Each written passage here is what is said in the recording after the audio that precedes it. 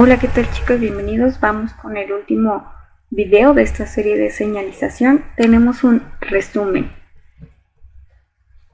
Habíamos visto receptores ionotrópicos y metabotrópicos. También vimos receptores nucleares. Y bueno, los metabotrópicos estaban asociados con la actividad enzimática, mientras que los ionotrópicos asociados con el cambio de iones. También vimos que había receptores de membrana y receptores nucleares. También vimos receptores acoplados a proteína G. Vimos diferentes tipos de proteína G, GI, GS y GQ. Acuérdense que GI es de inhibición, GS es de síntesis y GQ era de la vía de diacilglicerol e IP3. Entonces tenemos que estos receptores acoplados a proteína G son metabotrópicos y tenemos dos rutas. La primera ruta que es síntesis o inhibición de AMP cíclico y la segunda ruta que es diacilglicerol IP3. También vimos los receptores tirosina quinasa o sinasa, llamados RTKs. Son receptores que tienen una parte extracelular y una parte intracelular, y la característica específica es que se autofosforilan. También fosforilaban un factor de transcripción y estos tenían dos efectos, uno genómico y uno no genómico. Los receptores nucleares, estos receptores están dentro de la célula. Los receptores nucleares, estos receptores están dentro de la célula y también pueden estar en la membrana del núcleo y causan efectos génicos. Vimos la vía de JAK-STAT, vimos apoptosis y vimos señalización por Notch. También vimos la cascada de las MAP sinasas. Acuérdense que la cascada de las MAP sinasa también las encontrábamos como la cascada de las RAS-MERK-ERK. La vía de las JAK-STAT estaba dada por citoquinas y fosforilación de STAT, que era una proteína que está en el citoplasma. Apoptosis teníamos de dos tipos, vía intrínseca y vía extrínseca. La señalización por Notch es comunicación directa, célula con célula. Cada célula tenía tanto un receptor como quien lo iba a reconocer. Estos son algunos ejemplos de los receptores de proteína G. La mayoría de los sabores, salado, ácido, dulce, amargo o el sabor umami, que le denominan el sabor sabroso o sabor como a jitomate según los japoneses, los sabores son percibidos a través de este tipo de señales. Los mecanismos de transducción son básicamente ionotrópicos y metabotrópicos de activación por proteína G. Entonces veamos, en el primer caso, el sabor salado y el sabor ácido pues corresponden a una serie de despolarizaciones donde el sodio entra a la célula y hace despolarizaciones en la membrana celular de las papilas gustativas. El ácido, bueno, pues es un protón que también causa despolarización y es lo que hace que se perciba el sabor de este tipo. En el caso de los sabores dulces, amargos y umami, el mecanismo de transducción se da por receptores acoplados a proteína G. Vean cómo aquí tenemos los 7 dominios transmembranales del receptor de proteína G. Se activa la proteína G, se rompe y la subunidad alfa es la que va a activar a la adenilato ciclasa y esta va a estimular la producción de AMP cíclico y entonces esta va a activar una pKa y esta va a fosforilar un canal que estaba cerrado, en este caso de potasio, y entonces va a entrar y va a ocurrir despolarización. En el caso del sabor amargo, tenemos aquí nuestro receptor de proteína G y bueno, el ligando va a ser esta sustancia amarga que se va a unir tanto a canales que están en la membrana, se va a abrir y va a entrar potasio y también se va a unir al receptor aquí. Entonces se va a activar a la proteína G que esté cerca. Esta subunidad alfa de la proteína G va a activar una fosfolipasa C. La fosfolipasa C va a romper los fosfolípidos de la membrana y entonces vamos a tener aquí el PIP2 que se va a desdoblar en IP3 diacilglicerol. El IP3 va a llegar hasta los canales de calcio que están en el retículo endoplásmico y van a hacer que el calcio salga del retículo. Entonces va a aumentar la liberación de este transmisor y bueno, eso es lo que hace que percibamos este sabor amargo. En el caso del sabor umami, que es como, dicen por ahí que es como el sabor de la sopa Maruchan, se va a activar una proteína G, se va a despegar la subunidad alfa y se va a pegar a una fosfodiesterasa, y esta va a hacer que el AMP cíclico disminuya y va a aumentar el calcio. Entonces estos son los mecanismos por los cuales podemos percibir los sabores. Asimismo, también estos mecanismos son útiles para la percepción del olor. Asimismo, estos mecanismos también funcionan para la percepción del olor.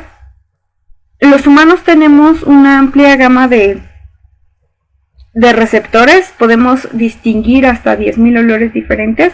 Sin embargo, pues otros organismos como los perros pueden detectar muchísimos más, es 10 veces más de lo que nosotros podríamos detectar.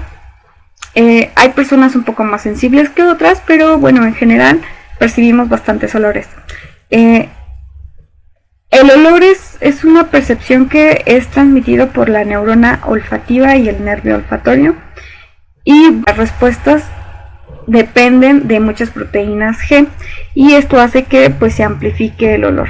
Entonces veamos, tenemos aquí un receptor acoplado a proteína G. Aquí ya no están los 7 dominios transmembranales, pero es un receptor a proteína G. Tenemos la molécula olorosa, entonces esta molécula se une aquí.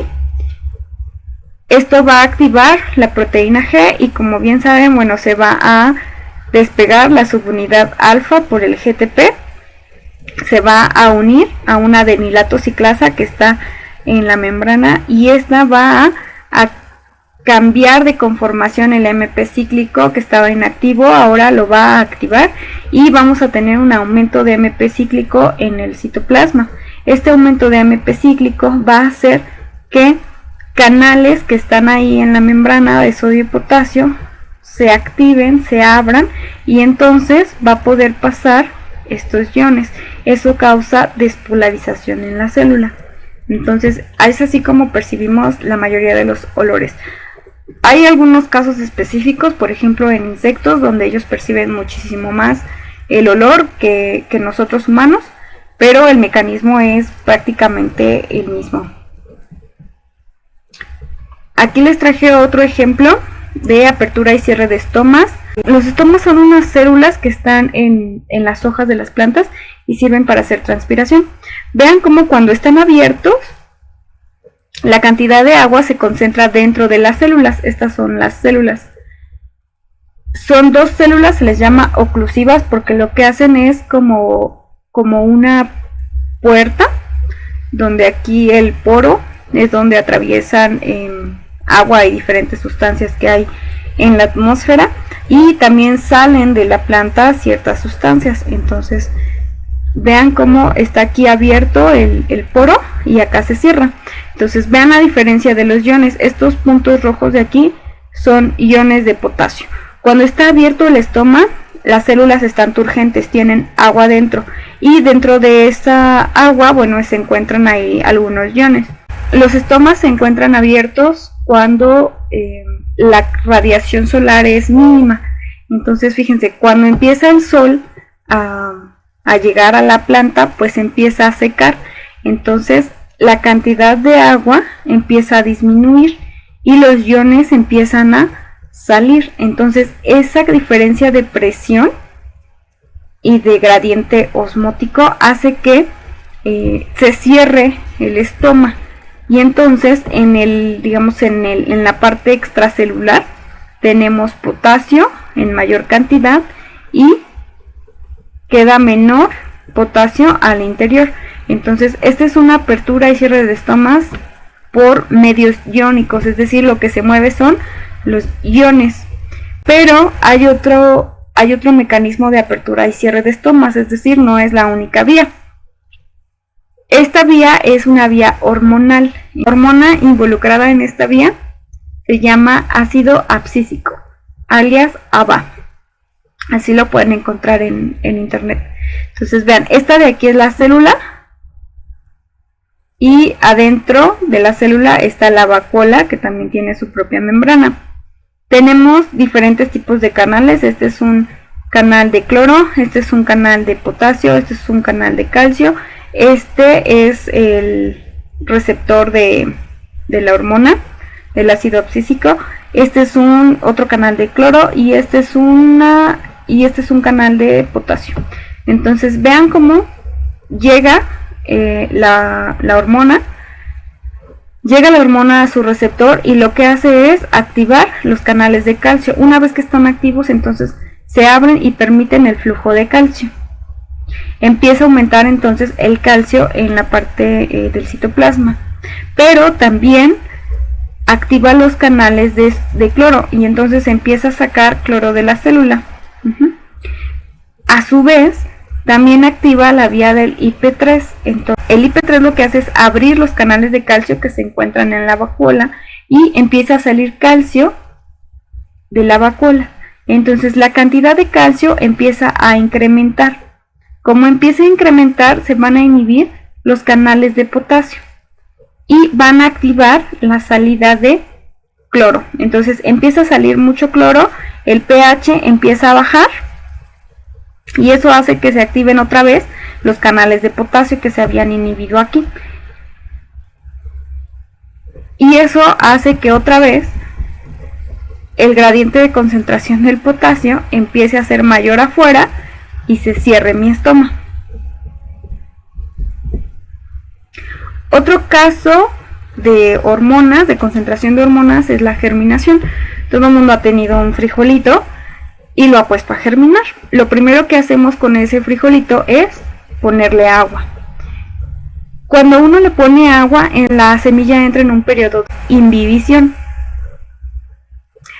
Cabe destacar que cuando la semilla está seca tiene una cantidad de ácido abscísico alto y cuando uno le pone agua y ya se está reblandeciendo la testa, entonces el ácido abscísico empieza a bajar, porque una proteína que es la DDA1, su blanco en los receptores de este ácido, y eso hace que baje los niveles de ácido abscísico y comience la germinación. El caso particular es el del curare. El curare se extrae de una planta y se emplea por los nativos indios de Sudamérica y África para cazar. Se hace un extracto de esto y se unta en las puntas de lanza de los artefactos para caza. Lo que hacen es extraer el principio activo, que es la de tubocurarina, y la de tubocurarina, bueno, pues actúa como un antagonista de acetilcolina. Vamos un poco su mecanismo. Tenemos el neurotransmisor, que es acetilcolina, que es el que hace que ocurra contracción muscular de manera normal, músculo esquelético, y tenemos varios agonistas. Habíamos visto nicotina y muscarina. En los agonistas, en este caso es el curare y la atropina. En este caso tenemos dos receptores que son receptores nicotínicos y receptores muscarínicos. Como su nombre lo dice, bueno, el receptor nicotínico tiene preferencia por la nicotina, pero también la acetilcolina puede unirse con un efecto celular. Sin embargo, cuando está en presencia de curare, si el curare se une aquí, va a competir por estos sitios y no va a generar una respuesta celular. Es decir, si la acetilcolina se une aquí y pasa todo el efecto que tenga que pasar, va a haber una contracción. En el caso en que se una el curare va a bloquear este sitio y no va a permitir que haya contracción. En el caso de los animalitos que eran flechados por este tipo de molécula, la de tubocurarina, lo que pasaba es que el animalito no moría por que fuera letal o algo así, más bien moría porque al unirse el curare en lugar de la acetilcolina dejaba de hacer contracción el músculo del diafragma y entonces moría prácticamente de asfixia. Otro ejemplo es la iridiscencia de los animales. Este es un calamar. Y bueno, los calamares tienen cierta iridiscencia en su piel. Entonces, esto se da también por mecanismos de receptor de proteína G. Vean cómo la acetilcolina pues se une a este tipo de receptor, activa una proteína G, que esta activa una fosfolipasa C, se va por la vía de diacilglicerol IP3.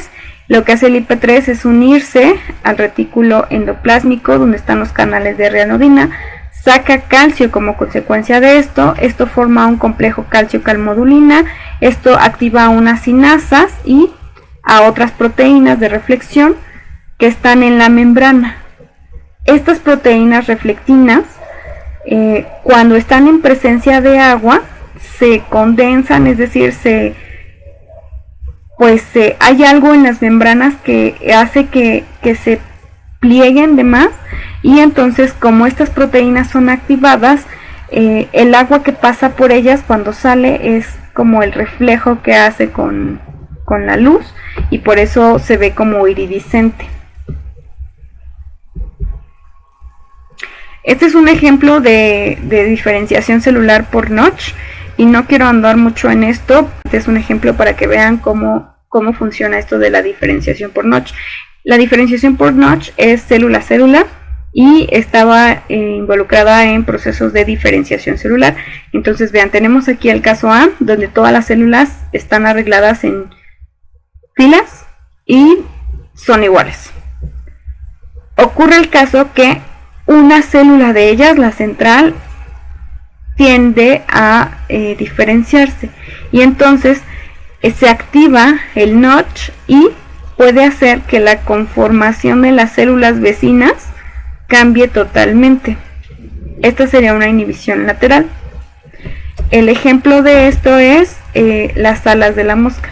Entonces vean cómo la nervadura, o la venita como le llaman, la nervadura aquí está diferenciada totalmente de la parte del ala, de la propia ala. Entonces estas células de aquí son diferentes de estas de acá, y de esta de aquí, y de esta de acá. Es como si esta célula fueran las que están aquí en la nervadura, y todas las que están alrededor de esa se comportaran de esta forma. Esa es inhibición lateral. En el caso B tenemos división asimétrica o de linaje. Entonces tenemos una célula que se va a dividir en dos linajes, el 2A y el 2B.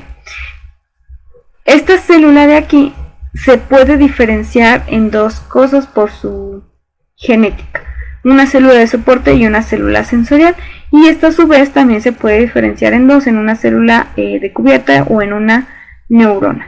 Sin embargo, bueno, siempre hay limitantes, ¿no? ¿Cuáles son las que se van a desarrollar al exterior? Estas, y las que van a ir hacia el interior. Entonces todas dependen de una célula, digamos, totipotencial, que puede tener la información de cada uno, pero solamente una va a crecer dentro y otra fuera. Entonces esta es de división asimétrica o de linaje. Y en el C tenemos una señalización inductiva. Vean cómo estas células se van a hacer diferentes de estas otras, pero va a haber una línea de estas células que van a ser las de transición, como en el caso de la separación del abdomen y el tórax. Vean cómo en el tórax tenemos un tipo de células y en el abdomen otro tipo de células. Entonces siempre va a haber por ahí una línea intermedia donde nos indiquen que esas células están cambiando totalmente. Y bueno, esto es todo. Tienen un cuestionario en línea que responder. Pues espero que les haya ayudado un poco a dilucidar para qué sirven, entender los mecanismos de señalización. Acuérdense que estos son los mecanismos básicos, pero entendiendo estos mecanismos básicos de señalización, uno podría interpretar cualquier tipo de mecanismo que nos puedan poner en cualquier otra materia o en cualquier situación en la vida. Entonces, una vez que ustedes comprendan cómo es que estos mecanismos se llevan a cabo, pues solamente sería extrapolarlo un poco. Espero que les haya servido, chicos. Cualquier duda, comentario, pues déjenlo ahí abajo, suscríbanse, denle like y escríbanme por correo cualquier cosa. Gracias.